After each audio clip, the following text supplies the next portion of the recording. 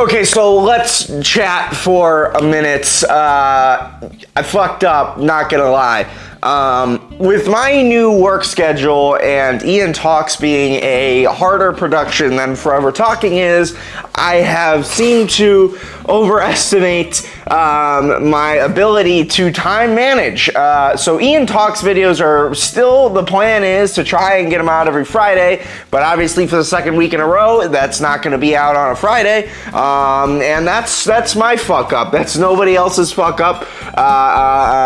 So I guess we're gonna try to get them out on Friday, but I promise you an Ian Talks video will be out at least once a week. I'm doing my best to adapt to my new schedule. That's why I'm here in the morning wearing the shirt that I sleep in, which is about 4 sizes too big to record this episode of Ian Talks. We're gonna talk about X-Men 97 today because that show absolutely smacks, and I remember mentioning it a few months back whenever the first teaser for Deadpool Wolverine came out around Super Bowl time. And I said that X-Men 97 should potentially be something that everybody should look out for, and you know, maybe they would fulfill the dream that X-Men 97 would be the Kickstarter or the rebirth of a universe, shared universe in animated form that was happening in the 1997s, 1998s, somewhere around there, the late 90s, which is technically Marvel's first shared universe. And in the hopes that they would reintroduce that. But it seems like that at the time, stop texting me, at the time that was a pipe dream. But now we're finding out that that may actually be reality, and X-Men 97 hasn't ended yet. I believe the final episode is next week, but I think we've gotten to the point where we can comfortably say that this show is absolutely in its own way, actually not even in its own way, in the entirety of everything Marvel's released, it's peak. X-Men 97, we need to have serious conversations about not only is this the best project that Marvel has released in the last, I don't know, would it be wrong to say since 2021? That's when No Way Home came out. Would it be wrong to say that? I don't think so. I think we need to start saying that not only is X-Men 97 one of the best projects that Marvel's released in the last couple of years at least, we can say probably comfortably, if we wanted to, that X-Men 97 is the best thing that Marvel's released, or one of, not the best probably, but one of the best, top 10 for sure, best things that Marvel has released ever.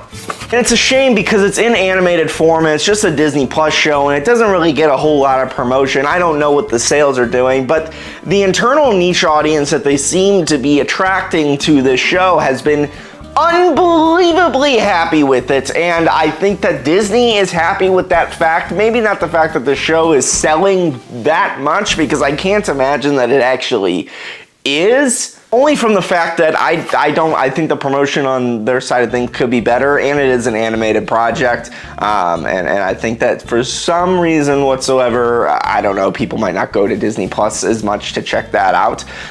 They're having trouble in their own right getting people to go to Disney Plus as is, but I think that this is a project that Marvel is very, very happy about, and I think we're going to see more of in the future.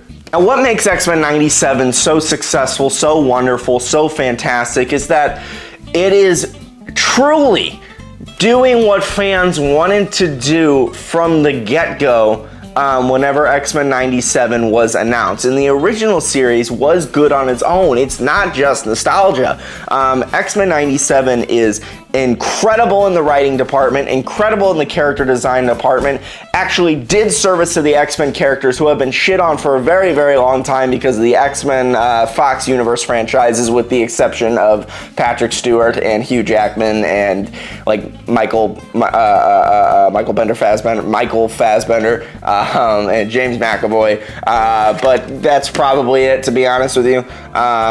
So fixing X-Men, fantastic writing, peak animation. I know animation was something that a lot of people were absolutely worried about because it was going to be that CGI style animation. It's not. I mean, it is, but it's like this beautiful, gorgeous cross blend between a CGI and a hand drawn, and it looks fantastic, and I'm so happy that it came out this way.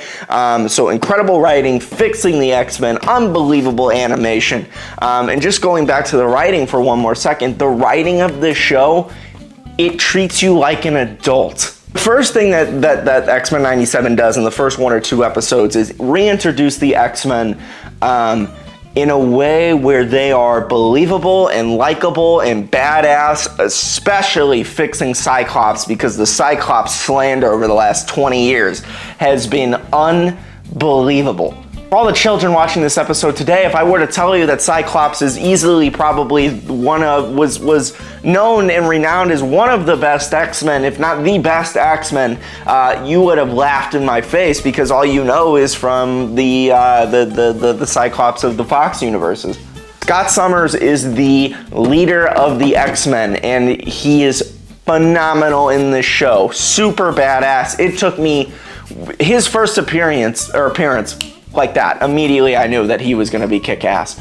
So they fixed Scott Summers, but they also delved into the relationship of Scott and Jean, and then you find out Jean's a clone, and then they have a baby, and it's adult, where Scott gets sick, or Nathan, the baby of Scott Summers and Jean Grey, gets sick, and they are mourning the death of their child, even though they're not hypothetically, the child isn't dead. It was taken to a future where now we're figuring out the Cable is probably the child or is the child of Jean and Scott, but Scott had a baby with a clone of Jean. Jean is the real Jean, doesn't remember the clone of Jean. Scott's in love with both of them. It's conflicting. They don't understand, and then we're led to believe, or potentially, that the clone of Jean Grey, Madeline Pryor, is dead.